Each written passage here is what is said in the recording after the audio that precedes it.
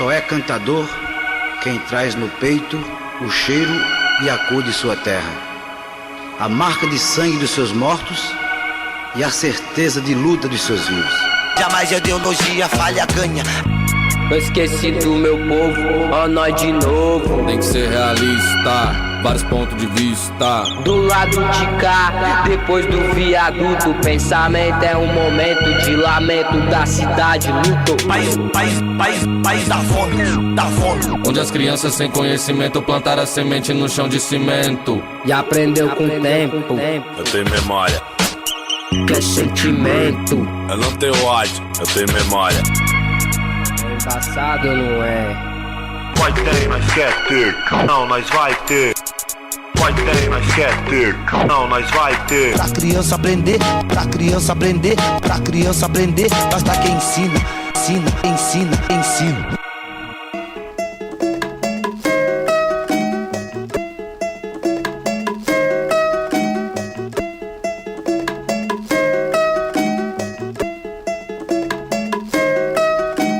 Preparando o salto, comando de assalto. A raiz cresceu no morro e tomou conta do asfalto. Fábrica de bomba, a empresa nunca tomba. A porta que nós arromba só passa quem tem passado. Volta a fita, eu tava lá, olhando tudo de perto. Carregamento traçado, sempre com destino certo. Calibre terrorista engatilhado, mão pra cima. Prepara os ouvidos e pede a benção divina. Uma tonelada de rima na bagagem. Pro texto é só protesto, sem massagem. Decolei umas horas só assim pra aliviar. Quem vê daqui de cima é perigoso assustar. Dando soco no veneno pra poder se equilibrar. Você vai lembrar. Uma vontade, que inclusive a gente pode chamar também uma vontade de destruição, que se expressa em termos combativos na rua, né? Uma vontade de poder terrível que dá todo o caráter diferencial para esses movimentos. Por exemplo, as manifestações desde 2013, assim como as manifestações contra o Oasis, elas não são manifestações do mesmo estilo que as manifestações dos anos 90. Elas não são manifestações, por exemplo, puxadas por um carro de som onde tem políticos no carro de som ou sindicatos em cima do carro de som controlando as falas. Elas não são manifestações que seguem uma via específica da rua, respeitando as outras vias. Não, ela funciona como um espaço de tomada da rua. Uma expressão de um poder popular, de uma vontade de poder, uma vontade de inversão do poder do Estado, né? Porque efetivamente a rua está tomada, regularizada pelo Estado. Quando o movimento contra o Oeste, assim como o movimento de 2013 pelo transporte, quando ele ia para a rua, ele toma a rua. Ele inverte as relações de poder. Agora, aqui quem manda, quem decide, quem passa, quem não passa, quem decide aonde a gente anda, somos nós. É quem está na rua. Então se cria uma espécie de poder popular fundamentado na própria rua, na própria tomada da rua. Uma espécie de ocupação da rua que retira do Estado seu poder. E nesse sentido, a polícia e os órgãos do Estado, eles passam a ter que ou respeitar esse poder, ou ele vai confrontá-lo, ou ele vai para o enfrentamento com esse poder.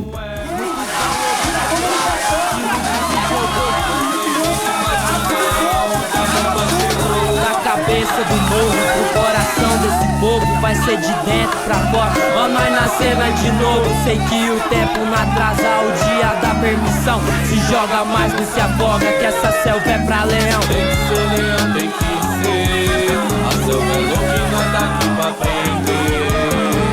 Tem que ser leão, tem que ser. Caçador, hoje a caça é você.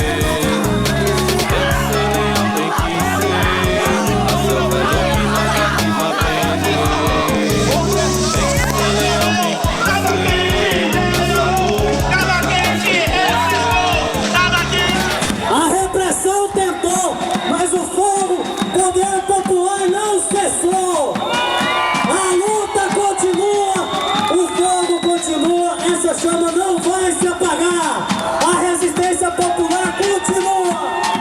O primeiro momento é o momento em que o governo anuncia que vai fazer o OS na educação, mas não consolida a proposta ainda. Quer dizer, a mídia fala, o governo fala que vai fazer, mas essa proposta ela não toma uma dimensão assim muito real ainda, em termos do governo, por parte do governo. Nesse momento que o governo anuncia, você tem um primeiro momento de resistência, de reflexão e de crítica ao projeto. É puxado pelo Sintego, puxado pelo Fórum de Licenciatura, puxado por professores do MPG, um conjunto de debates, de críticas, de reflexões sobre OS, né? Mas um processo incipiente ainda de reflexão e de oposição teórica ao que está acontecendo, né? Professar uma oposição. O segundo momento é um momento que há realmente a criação de um novo movimento, um movimento criado exclusivamente para lutar contra esse processo. Isso vai ocorrer em outubro, quando surge o movimento contra a terceirização da educação em Goiás. Esse movimento foi chamado por professores, como eu disse, reuniu professores de vários níveis, né? Do nível básico, do município, do estado, da Universidade Federal, da UEG, alunos de diferentes também, do nível médio e fundamental, secundaristas, né? Como universitários, estudantes universitários de diferentes universidades e faculdades. Esse é o Comitê contra a Terceirização de Goiás, ou também chamado de Movimento contra a Terceirização de Goiás. Então foi um movimento que aglutinou muito e que já aglutinou para a ação. Olha, vamos reunir, vamos nos contrapor a esse projeto. Na época, o governador já tinha lançado um decreto em que ele dizia que 30% das escolas estaduais das principais regiões, né, Goiânia, Aparecida, em torno de Brasília, essas principais escolas, principais regiões, 30% das escolas seriam terceirizadas, seriam transferidas para OS, e o restante de toda a rede estadual, 25% das escolas seriam transferidas. Ou seja, o decreto do governador afirma que até 31 de dezembro de 2015, até o final do ano, o decreto saiu em outubro, ou seja, em 2 meses, toda a extensão da rede, né, ou seja, 25% a 30% de toda a rede estadual, em toda a sua extensão, se transformará em uma escola gerida por OS.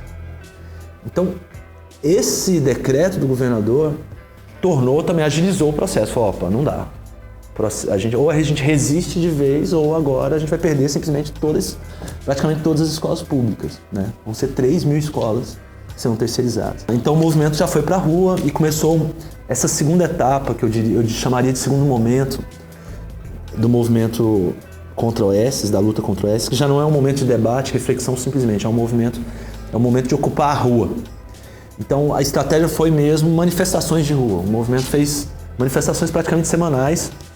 Fora OS da educação, não vai passar a terceirização. Fora OS da educação, não vai passar a terceirização. Fora OS da educação.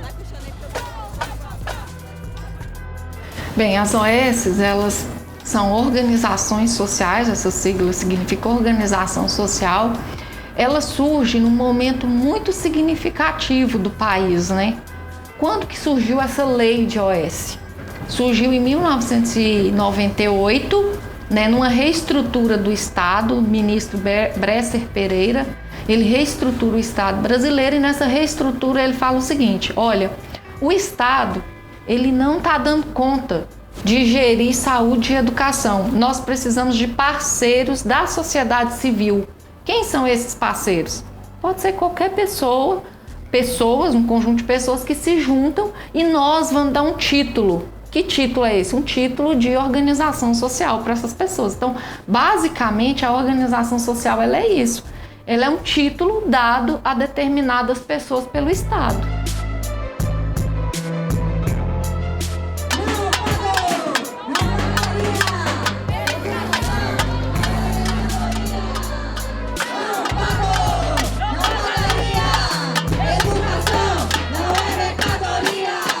De acordo com o edital das OS, se eu não me engano é na página 38, ele está falando quanto de dinheiro que ele vai repassar por aluno para as OS. E lá está falando que é R$300 por aluno.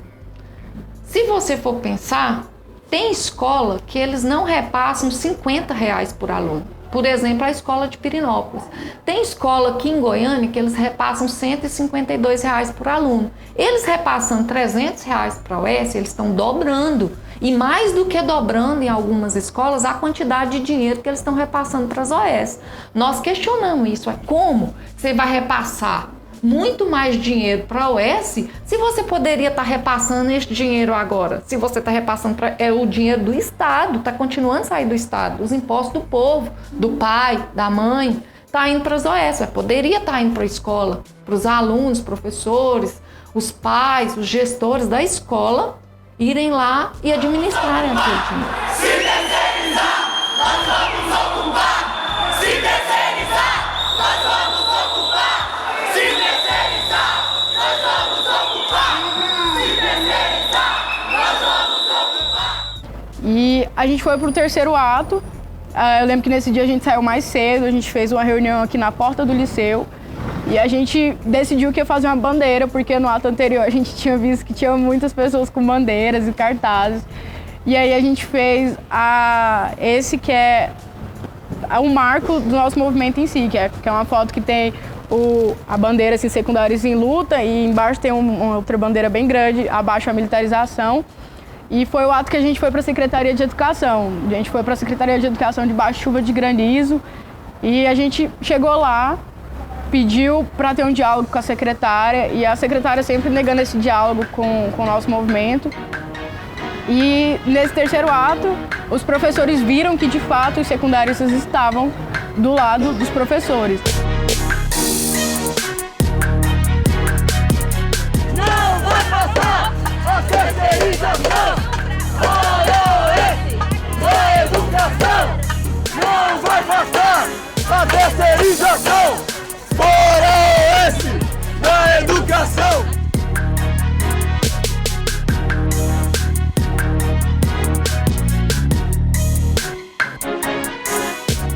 Do ponto de vista das relações de trabalho, a precarização absoluta, que é uma outra característica desse momento do capitalismo que a gente chama de mundialização do capital, né? A precarização das relações de trabalho, que o capital chama de flexibilização. Flexibilização só se for para a gente agachar e os caras montarem em cima, aí você flexiona. Mas o que acontece é que não tem concurso. Nesse edital que a gente derrotou, eram 30% dos professores concursados, efetivados, lotados na escola permaneceriam. Os outros 70% seriam terceirizados.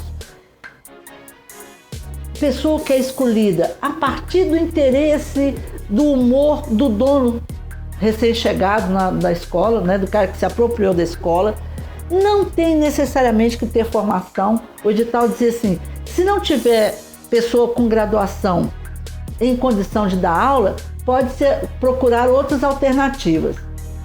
Eles é que vão dizer que não tem. A gente até procurou o professor, mas não tem. Aí qualquer um entra.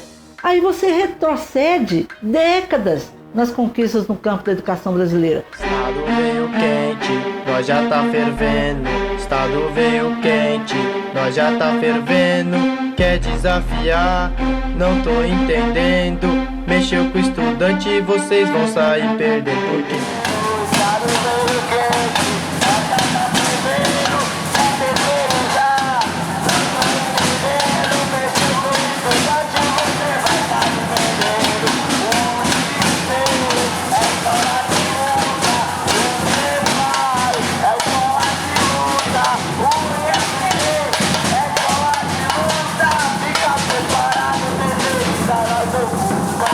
A outra questão questionável no edital são quem são as pessoas que estão por trás dessas OS. Todas elas, sem exceção, elas são grandes empresários daqui do estado e algumas delas têm muito problema com envolvimento na própria administração pública. São políticos e são gestores da administração pública com problemas na justiça. E é muito difícil você pensar que organização social, que eles falam, sem fins lucrativos, que essas pessoas vão para a escola para fazer filantropia.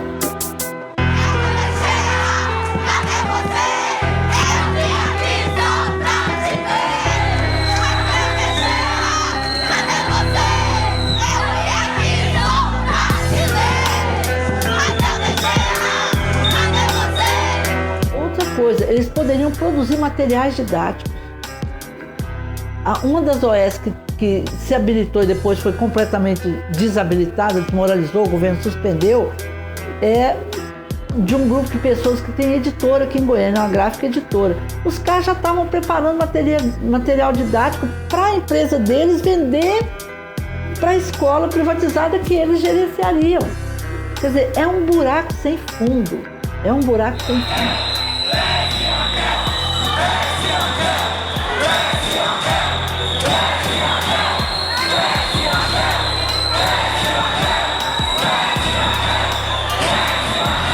Bem, o outro ponto também questionável é a questão da relação entre a gestão pública e a gestão privada.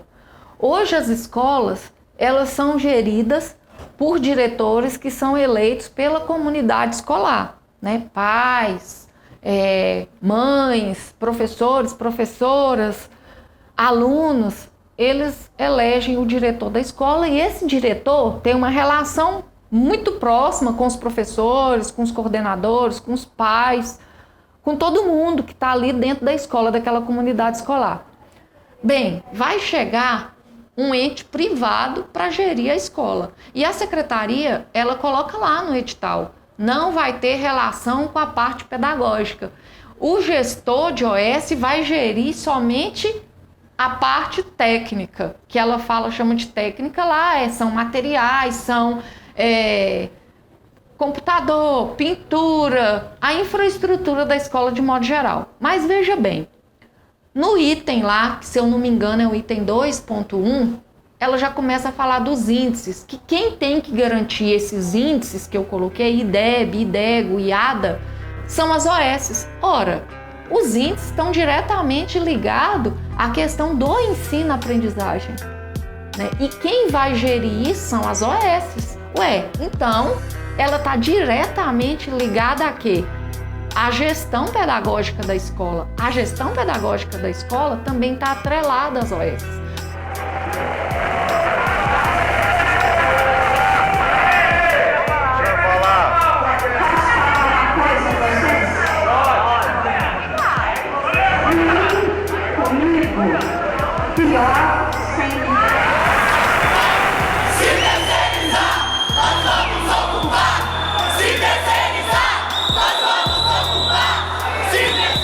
Olha, as OS, elas, para se manter, como ela é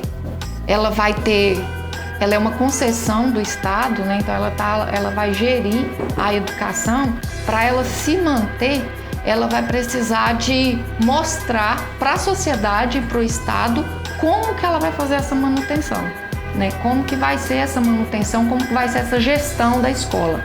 E como que ela vai gerir a escola? Ela vai gerir a escola por indicadores, né? IDEB, basicamente, IDEGO e IADA, né? Que são feitas pelas secretarias de educação, né? Para simplesmente medir o que o aluno está aprendendo. Como se ensino-aprendizado fosse medido, tivesse medida, e uma medida padronizada.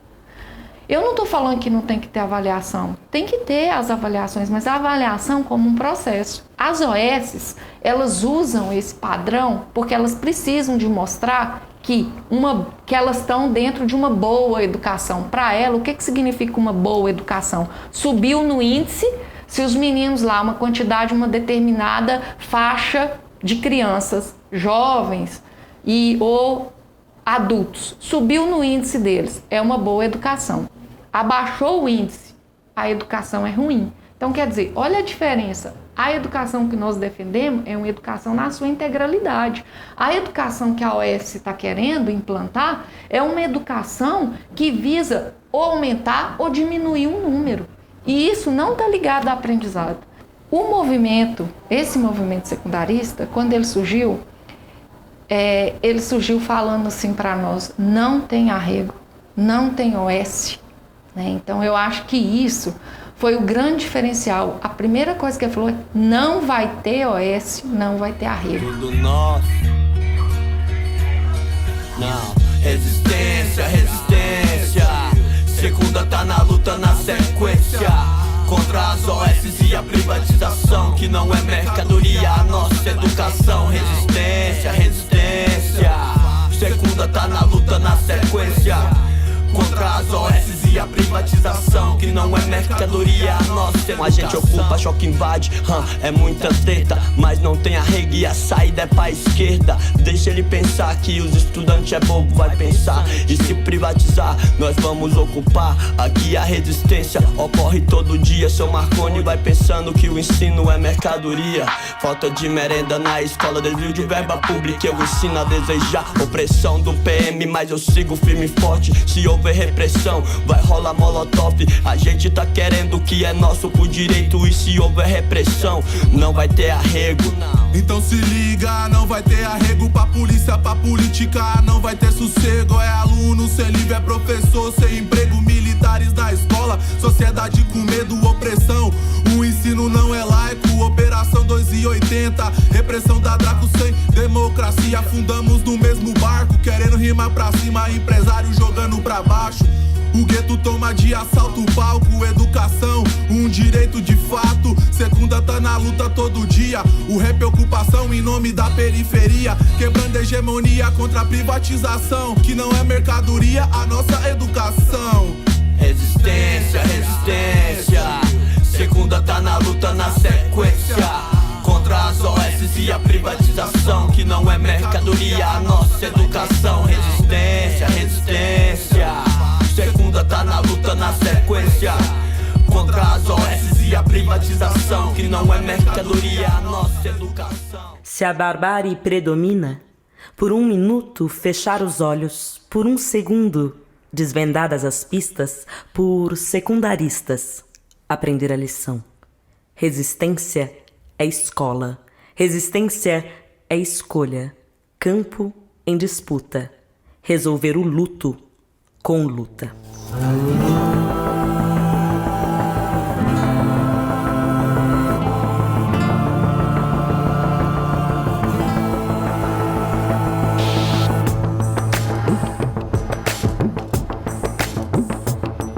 Escola de luta, força na palavra. Escola de luta, coragem na ideia. Escola de luta, firmeza na conduta. Escola de luta.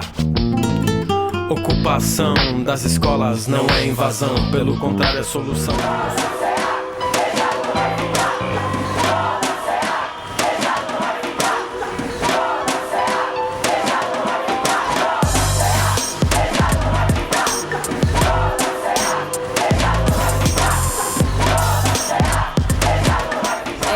José Carlos de Almeida é um colégio histórico do Grupo Modelo de Goiás e ele foi fechado no segundo semestre de 2014. E por que nós escolhemos esse colégio? Porque o JCA ele está na luta há muito tempo e nós decidimos que esse seria não o único, mas o primeiro colégio a ser ocupado. Mas agora, com essa terceirização, nós sabemos que não é só essa escola que irá morrer, serão todas. Então, enquanto o Estado está fechando a escola, nós começamos a abrir uma escola agora. Bateu essa vontade, me bateu uma ideia de fazer uma batida pra somar na assembleia, de juntar minha voz no canto do povo. O grito é feroz, acende esse fogo. E a gente não tinha grandes pretensões com essa ocupação. A gente imaginou que ela poderia durar 2, 3 dias. Era só para, de fato, a população começar a olhar pra gente, porque até então os nossos atos de rua eles não estavam surtindo efeito.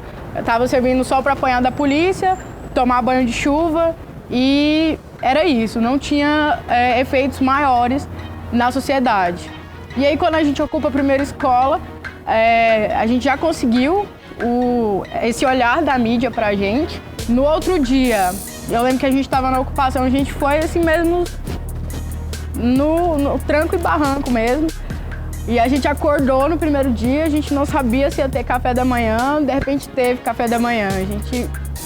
Deu 11 horas da manhã, a gente não sabia se ia ter almoço, teve almoço. E aí a gente começou a se organizar melhor e começou a trabalhar dentro da ocupação, através de comissões, essas coisas.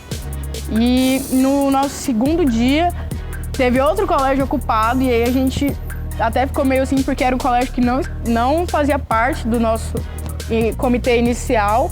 Era um colégio que a gente não conhecia, que era da região da periferia aqui de Goiânia, lá da região noroeste. Mas a gente ficou muito feliz com essa segunda ocupação. E aí, no terceiro dia, a gente decidiu ocupar aqui o liceu, de fato, porque os professores, sabendo da nossa organização aqui dentro e com medo da gente ocupar e eles não conseguirem fechar o ano letivo, eles decidiram que iriam adiantar todas as provas de recuperação. Isso foi em cima da hora, os alunos que não estavam preparados para as provas da recuperação, né, porque eles adiantaram, os alunos acharam que ia ter pelo menos um final de semana para estudar, para fazer essas provas. E aí eles adiantaram tudo e a gente adiantou também. A gente articulou essa ocupação na noite da quinta-feira e a prova ia acontecer na sexta-feira pela manhã. E na sexta-feira pela manhã a gente ocupa o liceu. E aí, a partir disso, foi uma ocupação por dia. Vacilou, mas entrou mais uma escola ocupada. Vacilou, entrou mais uma escola ocupada. Mais uma, mais duas, mais três escola ocupada. Mais quatro, mais cinco, mais seis, mais sete, mais oito escola ocupada. Vacilou, entrou 70 escola ocupada. Vacilou, entrou, é o estado inteiro ocupado. Ai, ai, olho. Nós estudantes secundaristas ocupamos o colégio pré-universitário de forma pacífica. Somos contra a militarização e a terceirização das escolas. Estado veio quente, nós já tá fervendo. Estado veio quente, nós já tá fervendo. Quer desafiar? Não tô entendendo. Mexeu com o estudante, vocês vão sair perdendo. Por quê? Estado veio quente, nós já tá fervendo. Estado veio quente, já tá fervendo. Quer desafiar? Não tô entendendo. Mexeu com o estudante, você vai sair perdendo. Em Goiás, escola de luta. Em Goiás, tem escola de luta. Em São Paulo, tem escola de luta. Fica preparado, terceirista, nós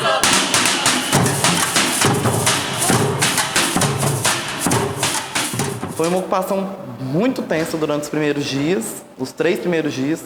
A polícia não saía da porta, ficou 24 horas, os 3 dias lá, não deixava a gente receber doação, não deixava a gente receber pessoas, saía, não pode entrar mais. Mocinha, você tá filmando? Tô. Desce do muro. Meu nome é Gerson, a viatura minha é 7410.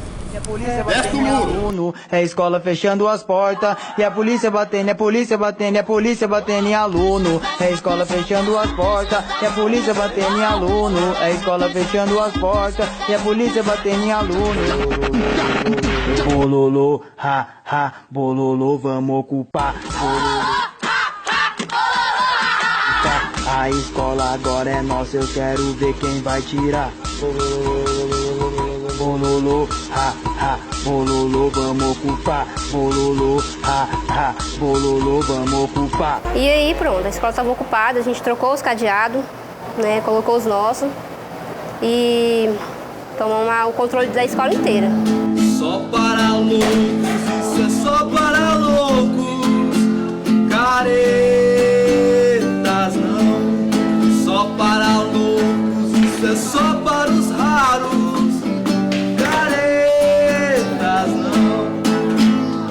E a gente estava começando a gerir a escola de uma maneira diferente, né? A partir da autogestão.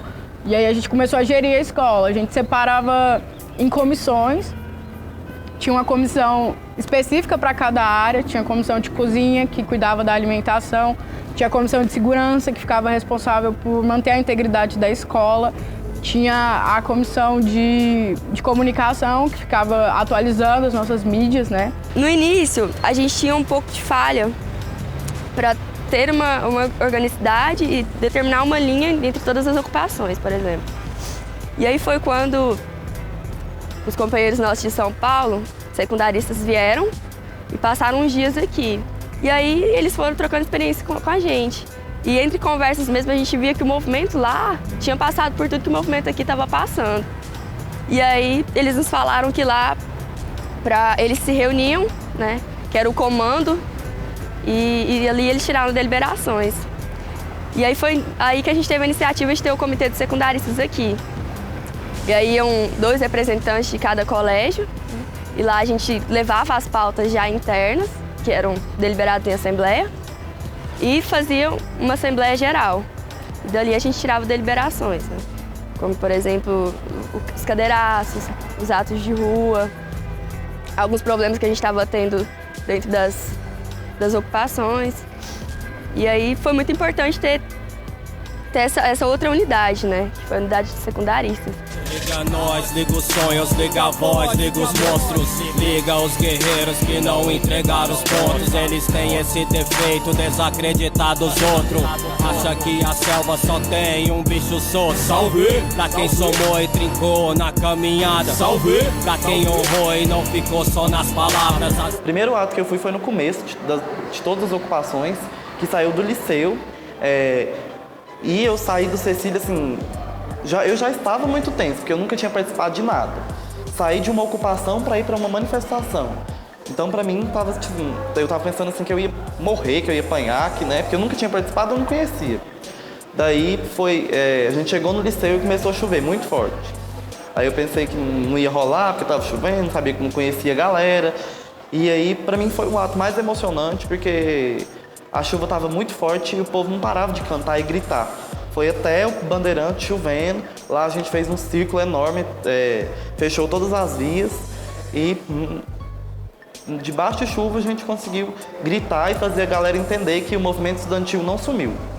Mas também tem muitos outros atos que foram bem marcantes, como o da Perimetral, que saiu do Robinho, foi até o Padre Pelágio, retornou, que esse a gente andou bastante, teve helicóptero, secundarista com arma apontada na cabeça. Não foi um ato emocionante, mas foi um ato que teve muita repercussão, por ter um policial disfarçado apontando uma pistola na cabeça de um menor de idade que estava lá lutando pelo direito, né? Ocupar e resistir, ocupe sua escola, nosso segundo lar, a família, a memória, casa do saber que a cada dia cai, sem amparo do governo, sem olhar de nossos pais, sobre o que é teu por direito, firme, pega, arranca a mão, bater nos professores por pneus, estudante não. Vão bater, a cara é se proteger. A lei vai contra quem, mas mesmo assim nós tamo aí. Estudante firme não cai, segue firme, tem razão. Nós iniciamos a concentração às 13 horas da tarde aqui no Castelo Branco, na Avenida Minas Gerais, em Campinas. Reunimos e alinhamos todos os pontos, cada local que a gente ia passar e tudo que a gente ia abordar no meio dessa manifestação. Saímos em direção à Avenida Anhanguera e fechamos somente um dos lados. A partir daí a gente passou por volta do terminal Praça A e fomos em seguida para a Secretaria de Educação.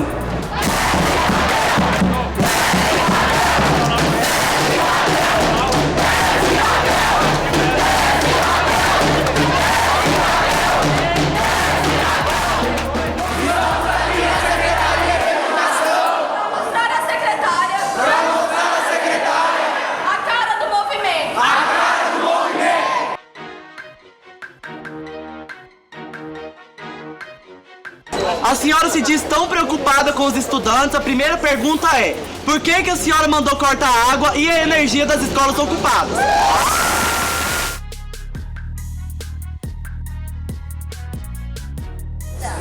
Corte de água. Quem nunca cometeu um erro na vida?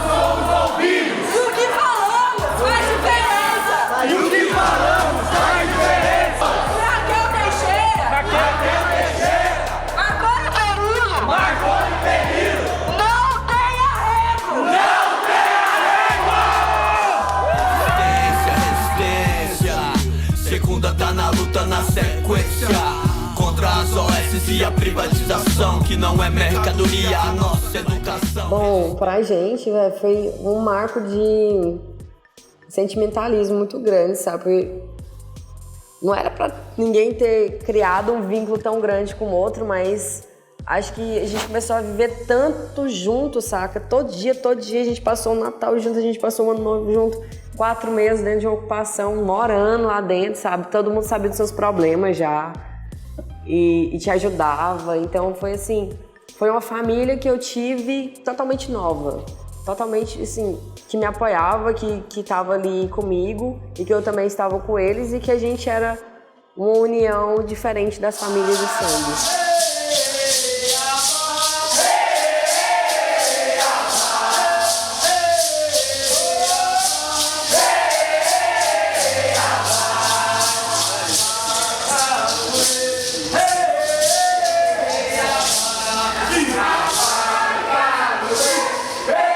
Tinha uns professores que eram contra a ocupação, então eles resolveram criar uma página no Facebook para poder estar falando mal da gente.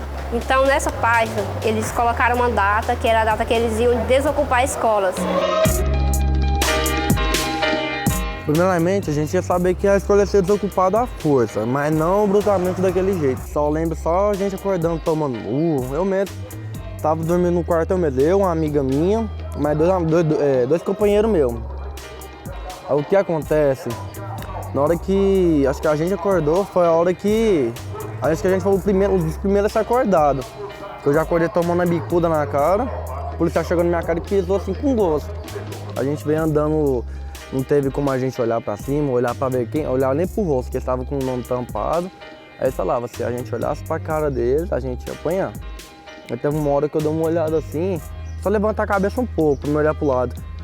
Só chegou na minha cabeça e falou assim, eu tô chulevando, você baixa a cabeça, você tá achando que eu tô brincando com você?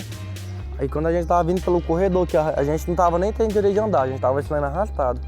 Quando eu tava chegando aqui, eu olhei dentro da sala, eu vi um policial dando a cadeirada na menina. Absurdas, é a escola fechando as portas e a polícia batendo em aluno. É a escola fechando as portas e a polícia batendo, a polícia batendo, a polícia batendo em aluno. É a escola fechando as portas e a polícia batendo em aluno. É a escola fechando as portas e a polícia batendo em aluno. Porém, nesse momento, houve uma divisão no movimento, né? Porque algumas escolas foram ocupar a SEDUC. Essas escolas que ocuparam a SEDUC não chegou a combinar com todas as outras escolas. E como estava tendo um processo de desocupação de todas as escolas, a grande saída do movimento era justamente essa, ocupar a SEDUC. Só que a ocupação seria num dia determinado para barrar o edital. Então, na visão da maior parte dos estudantes, né, que não estavam lá na ocupação da SEDUC, foi um movimento precipitado, inclusive atropelando uma coisa que o movimento maior estava sendo construído. Isso, obviamente, foi fruto de disputas, né, de estudantes vinculados a entidades estudantis, como a UNE, que acabou atropelando esse processo, né, fazendo uma atitude independente das decisões coletivas, como é normal dentro do movimento estudantil, né, desse movimento estudantil horizontal, e todo mundo decide junto e tal. Bom, o que aconteceu? O MST e a CUT, justamente por esse vínculo que esse pessoal que ocupou, esses estudantes que ocuparam, tinha com a UNE, conseguiram combinar com o MST e com a CUT para a CUT e o MST ajudarem um dia na ocupação, que foi justamente o dia que o edital iria ser aberto, o envelope dos editais de OS. Nesse dia, então, o MST no dia anterior, mandou 300 militantes para lá, a direção da CUT, do Sintego, foi para lá, e isso fortaleceu ainda mais o racha, né? Porque os estudantes que começaram esse movimento, eles não tinham vínculos com essas entidades mais tradicionais, especialmente a CUT e especialmente o Sintego. Havia uma resistência dos estudantes à forma como o Sintego tinha conduzido desde sempre a luta dos professores, né? Bom, então nesse racha, nesse embate, os estudantes também criticavam que essa ocupação não era uma ocupação de mentirinha, porque era uma ocupação fora da SEDUC, no estacionamento, era um acampamento, ela não atrapalhava a SEDUC, ela não implicava em nenhuma, não era uma ação mais combativa. Então, esses outros estudantes das outras escolas, do movimento Secundaristas em Luta, eles fizeram uma assembleia e decidiram que no momento em que o MST e a CUT saíssem, e os estudantes que estavam lá da UNE, né, mais ligados à UNE, mas nem todos, saíssem, era o momento certo de ocupar. Ocupa a SEDUC, sim! Ocupa a SEDUC, sim! Se o Espírito de Deus se move em mim, ocupa a SEDUC, sim!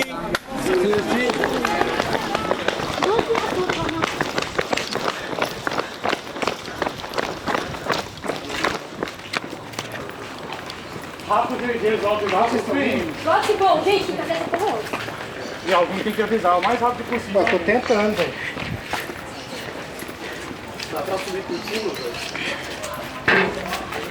Todo mundo tinha que subir, velho. Sobe essa escada aí, vamos pra cima. Arromba, eles já estão lá dentro, eles já estão lá dentro. Arromba, velho. Deixa eu sair daqui. Vai, dá. 1, 2, 3. Mais um.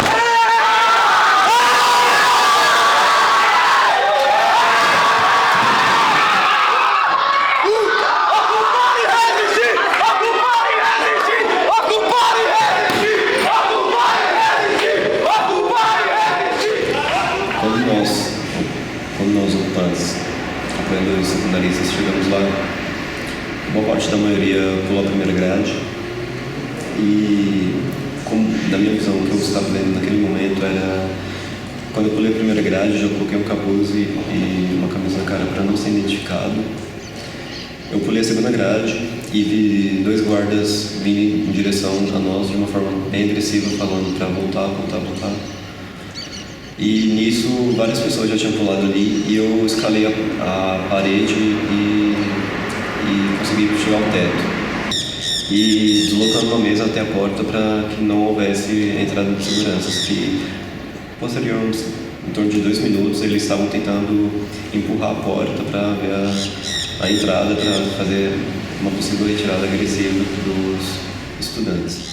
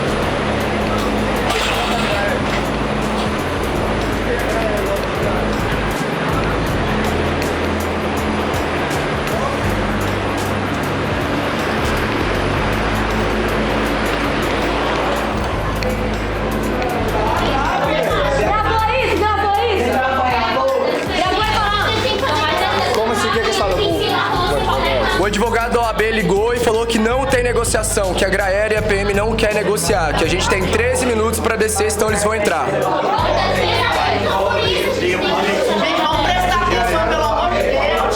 Vamos organizar, calma. Resistência ou qual?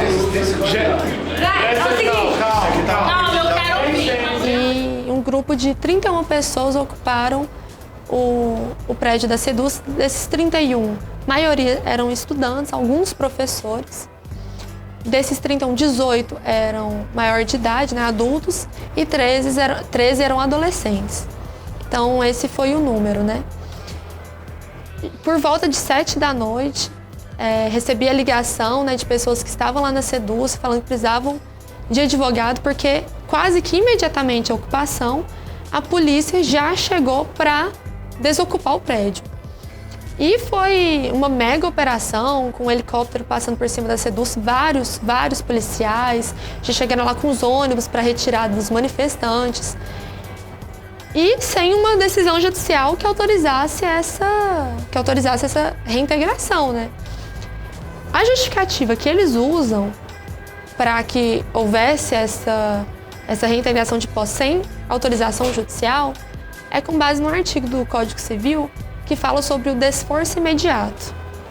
O desforço imediato é uma regra que tem no Código Civil que autoriza que, se o seu imóvel, que você é dono, é turbado ou esbulhado, ou vulgarmente invadido, se você fica sabendo daquilo imediatamente, você pode usar a sua própria força para tirar o invasor dali. Se você não faz isso imediatamente, você não pode depois fazer com a sua própria força. Aí você tem que usar o judiciário. Mas se você ficar sabendo imediatamente, você pode, a sua força mesmo, imediatamente expulsar as pessoas. Então eles usam essa tese que foi um desforço imediato, porque o Estado ficou sabendo imediatamente que um prédio seu foi ocupado e o braço, né, armado do Estado foi lá para desocupar. No entanto, tem alguns problemas essa tese. Uma delas é que o Estado sabia que quem estava ocupando não estava ocupando para tentar a posse ou a propriedade daquele bem. Não, como eu falei, né, não é uma disputa de propriedade. Eles sabiam sim, tinham consciência que era um grupo de manifestantes. Então daí já havia um problema. Então eles deveriam sim ter ou dialogado, o que é o melhor, ou acionado a justiça para que o juiz resolvesse, né, se eles poderiam ou não continuar ali. Mas eles efetivaram a prisão das 31 pessoas na noite do dia 15 de fevereiro. Os advogados que chegaram lá foram proibidos de acompanhar a operação, o que também é ilegal. Tanto a Constituição Federal garante que qualquer pessoa tem direito a advogado em qualquer momento, mesmo quando você está preso, incomunicável, essa incomunicabilidade não atinge a relação com o advogado. Os advogados que lá estavam requereram a presença da Comissão de Prerrogativas da OAB. A Comissão de Prerrogativas é uma comissão de advogados da OAB que defende o direito dos advogados, para que os advogados não tenham a sua atuação tolhida por qualquer ilegalidade. Então, o presidente da Comissão de Prerrogativas da OAB compareceu lá, à época era o Dr. Bruno Pena. Ele tentou dialogar com o comando da operação para que nós entrássemos e, no entanto, nem assim foi aceito. Acontece que foi chamada a mídia para entrar, para acompanhar as prisões e foi negado o direito dos advogados a acompanhar as prisões.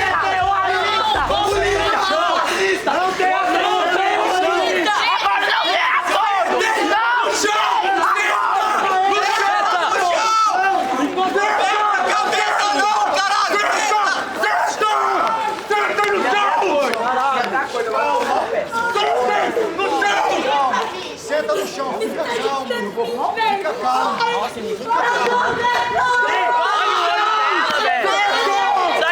Senta, Julie, senta, por favor. Babi, senta. Olha o olho dela, velho. Fica calmo, o cara foi invadido aqui, tá isolado. Quer transpor a barreira? Pega o água, por favor. É só pegar e soltar. Não joga água. Não joga água, não joga água. Não joga água. Pega a camiseta. Não pisca, não pisca! Peraí, para! Não pisca, senão piora! Peraí, Não pisca, senão piora! Abre o olho! Fica, abre o olho! Abre o olho! Joga a luz, joga o flash. Abre o olho! Eu não tenho água! Boca, velho! Gente, dá um jeito de arrumar água, não tem água! A água piorar! Não, é pra ela beber água! Ela tem que abrir o olho e deixar aberto! Ela tem que beber água, meu! Você tem que abrir o olho e deixar aberto! Pela boca, ele joga pela boca, velho! Ele joga na minha boca, velho! Ele jogou na minha boca! Olha a boca, qualquer coisa joga na boca dela! Tira a mão daqui, deixa eu bater o negócio! Ela respira pela boca. Um secundarista foi até o portão para poder chamar algum advogado para acompanhar o acordo. E aí, nesse momento, os policiais abriram o portão, puxou ele para fora, agrediu ele. Logo depois, nesse momento, quando a gente viu, já foi um momento muito tenso, assim, foi uma correria e todo mundo foi para frente do portão para ver o que estava acontecendo. E chegando lá, alguns policiais soltaram gás de pimenta também no rosto de uma outra secundarista e algumas pessoas que estavam lá próximas também foram atingidas com esse gás. A pessoa atingida ela tem um problema respiratório, então foi muito tenso esse momento, até porque a gente estava tentando acalmar ela e controlar um pouco a respiração para que ela pudesse ficar bem. A gente desesperado, procurando, gritamos por algum atendimento médico, eles não fizeram nada. E depois disso, depois que ele conseguiu meio que amenizar essa situação, nós voltamos, sentamos novamente no chão. E quando a gente olha para trás, tá lá a tropa de choque nos cercando por trás. E já tinha alguns policiais da choque também lá dentro do prédio, mas era um número muito pequeno. E aí chegou o comandante Carison, da tropa de choque, gritando com todo mundo, dando voz de prisão. Depois disso, a imprensa entrou sem a nossa autorização de filmagem e essa empresa entrou como uma jogada da tropa de choque ou dessa segurança pública para mostrar que a gente não tinha sofrido agressões. Mas quando ela entrou, todo mundo falou a verdade, por mais que a gente estivesse cercado pela tropa de choque. Todo mundo falou que foi violentado, relataram a violência que eles sofreram e eles resolveram não mostrar essa matéria. Sonhos limitados, presos pelo sistema. A liberdade forjada, sempre forçada, é a cena, é só problema. Abismo, assunto repetitivo. Os pastores que dão ovelhas pros lobos de aperitivos, jogados ao léu, julgados como réu por um pedaço de terra, por um pedaço de céu, por tudo isso que é seu, que sempre te pertenceu. Mas você paga por tudo, pois sua essência morreu. A polícia levou então em ônibus essas pessoas para a Draco, que é a delegacia especializada em repressão, né, ao crime organizado. Isso é outra questão que a gente vê que foge às prisões comuns, porque em janeiro de 2016 tinha sido inaugurada a Central de Flagrantes em Goiânia. Essa Central de Flagrantes é para onde é levado qualquer pessoa que for presa em flagrante em Goiânia por qualquer motivo, é levada para essa central. Essa central já havia sido inaugurada, então o procedimento comum seria de levar essas pessoas todas para a Central de Flagrante. No entanto, eles são levados para a Draco, que é uma delegacia que toda vez que tem prisões que nós consideramos prisões políticas, que são as prisões em manifestações, as pessoas são levadas para essa delegacia, o que também fere o princípio da isonomia, de todos serem tratados iguais, né? Então, o próprio princípio da igualdade que rege o direito brasileiro. Então, houve esse problema também deles terem sido levados para a Draco, que tem se conformado na cidade como uma delegacia especializada em manifestantes, né? Em prisões políticas. Decadência de ensino, ausência de educação. Aprendi a viver de fome, engolindo a solidão. Silêncio venta gelado, me esquento na escuridão. Sou uma pedra no cachimbo, o álcool, a escravidão. Falta cultura em todos os pratos, de todos os cubículos. Garganta seca de mudança, a vida amarga seus vínculos. Sujeito a tapa na cara, sobreviventes na guerra da ditadura e sua farra por cada palmo de terra. E nasce uma biqueira por hora, o menor sem escola dispara, pistola, dinheiro é pra copa. Exploração infantil, mercado sexual, e o veneno se espalha no país do carnaval.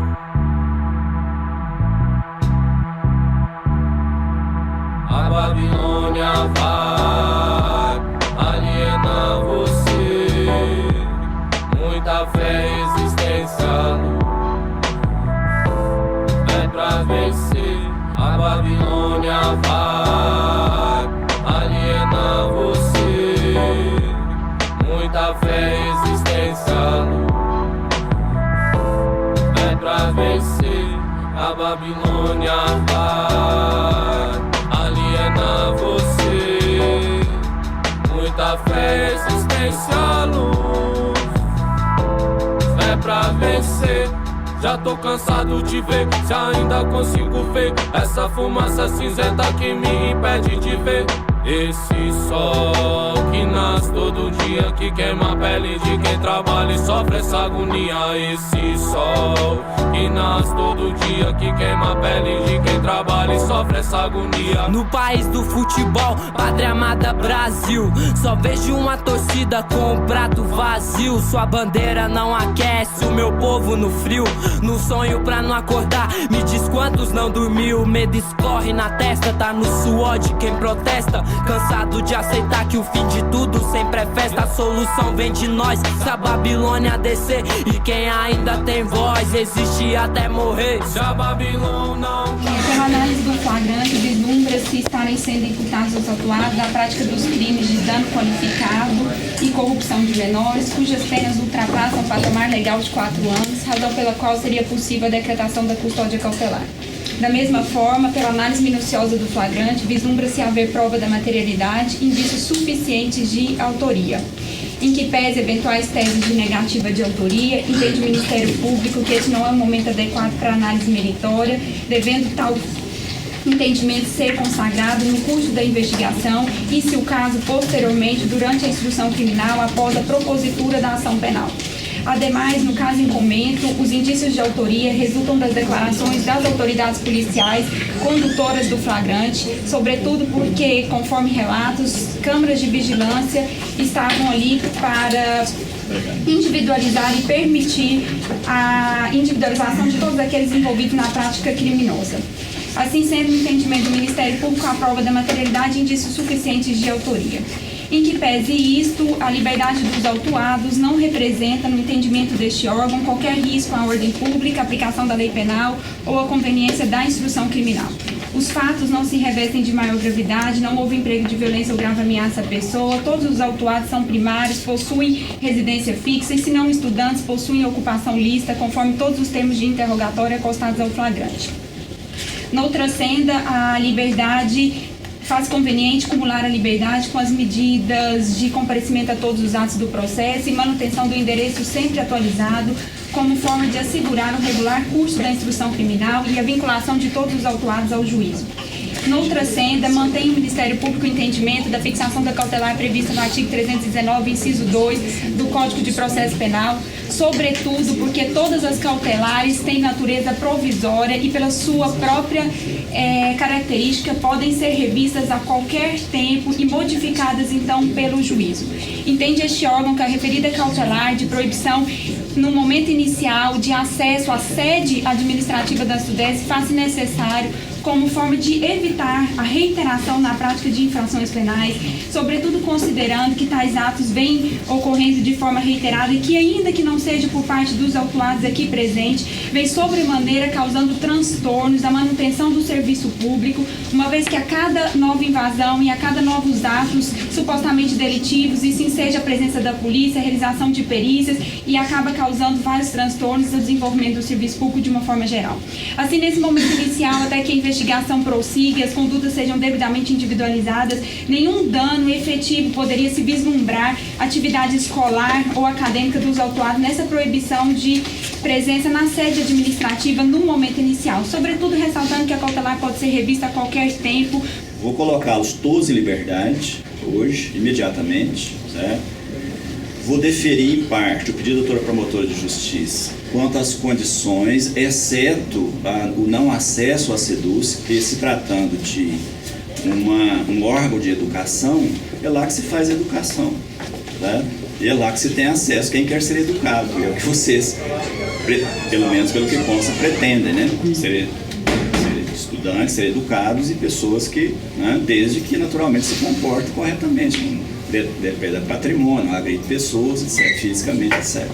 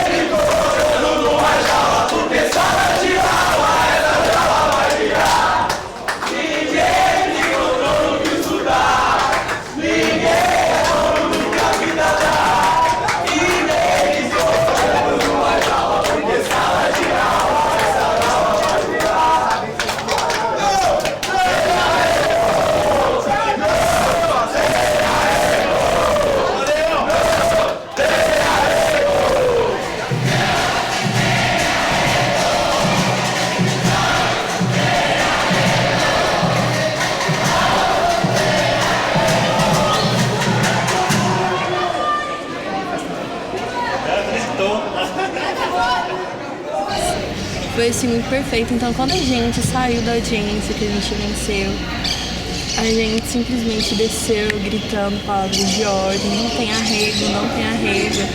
Aí a gente foi descendo e quando a gente assim, chegou no portão do lado de fora, todo mundo gritando o nosso nome, distribuindo os panfletos assim com o nosso rosto.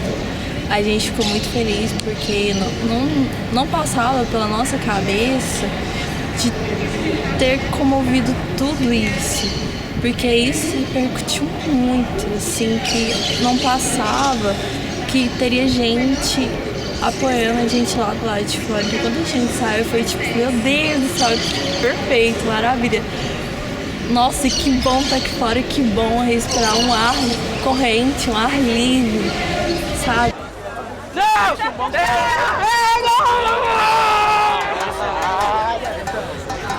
Filho da puta!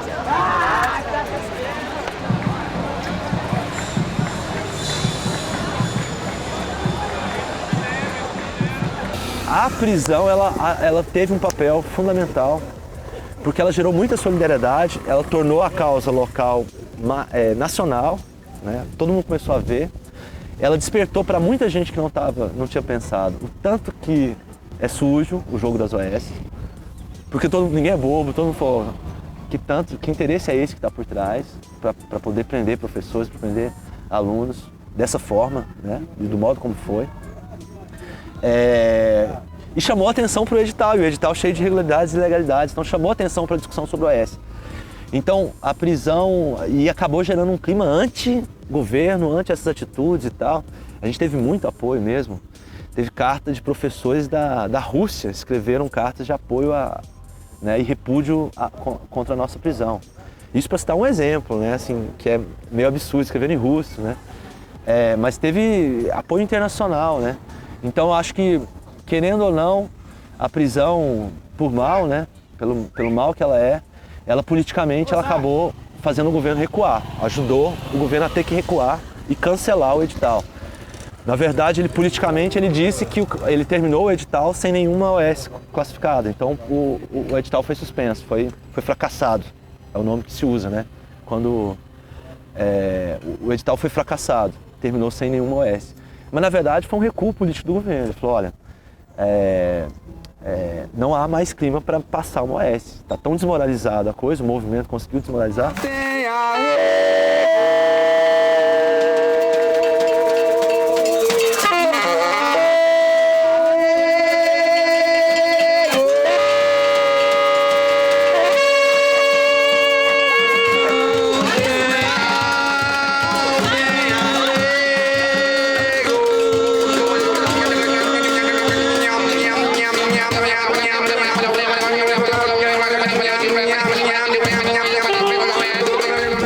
O único colégio que continuava ocupado era o JCA, porque não estava em funcionamento mais. E aí os alunos que iam desocupando os outros colégios não iam para casa, vinham para o JCA. E aí foi quando aumentou o número de pessoas também na ocupação. E aí a gente já lutava pela reabertura do colégio. Aí até sair o pedido de reintegração de posse, né, com multa para alguns estudantes. Daí a gente, por preservar esses alunos, a gente teve que pensar em uma desocupação do colégio, que antes do vencimento, né? Era uma multa diária de R$50 mil.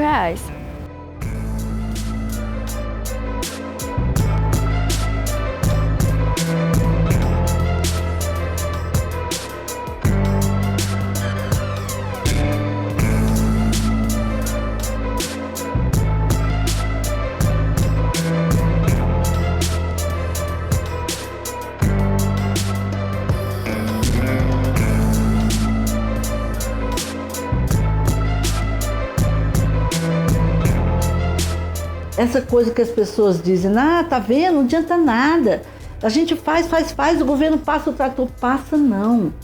A luta não só constrói lutadores e acumula para transformações estruturais da sociedade, como de fato realiza conquistas no cotidiano, no imediato. Não é? A gente não quer só barrar as OS, a gente quer acabar com essa estrutura de privatização do que é direito social num tipo de sociedade que está longe de ser essa que a gente vive, né? Um outro tipo de organização da vida social. Mas a luta cotidiana educa o que tem de gente que se aproximou do movimento e que mudou o jeito de viver, mudança na conduta pessoal. no jeito de vestir, no jeito de se portar, as pessoas assumindo as opções sexuais, as pessoas assumindo a identidade étnica, as pessoas afrontando um modelo de beleza global, né? Interessante. Então, a luta muda o mundo e muda as pessoas. E foi isso que aconteceu. As pessoas se acharam em condições de enfrentar um inimigo que é gigantesco, né? Que é Marconi, que é Raquel, mas que são instrumentos a serviço de um projeto mega, né? Um projeto de extinção da escola pública, como a gente conhece hoje, patrocinado principalmente pelo Banco Mundial. E as pessoas se aglutinaram e continuam juntas, a ponto dos meninos saírem da ocupação. Quando acabou a ocupação no JCA, os meninos alugaram uma casa e foram morar numa casa de amigos, estudantes. Olha que mudança no jeito de ver o mundo, que rupturas esses meninos enfrentaram, que aprendizado irreversível para as pessoas. E a sociedade também mudou, né? Isso com todas as dificuldades, os erros próprios de quem está tentando mudar as coisas, mas a sociedade reconheceu. Precisou bater em muita gente para tentar criminalizar e desmoralizar o movimento. Mesmo assim, essas pessoas que se juntaram não só não desistiram, como não se apartaram. Tem que rodar também, bicho.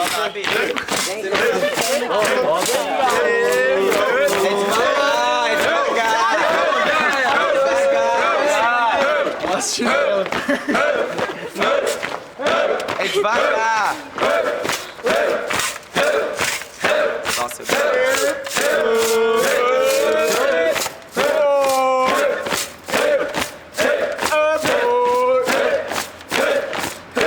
Pra frente, 3 passos pra trás.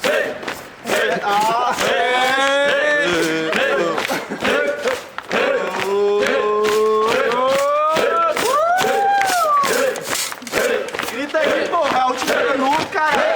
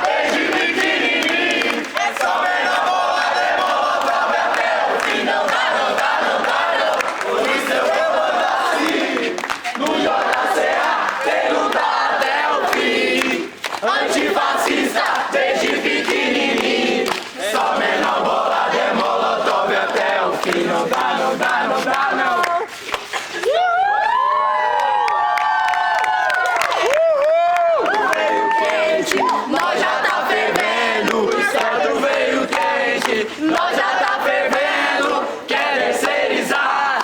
Não tô entendendo, mexeu com o estudante, você vai sair perdendo. O JCA é escola de luta.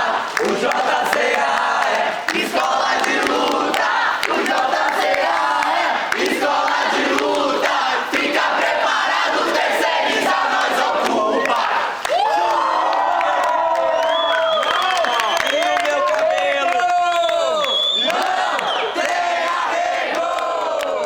Não!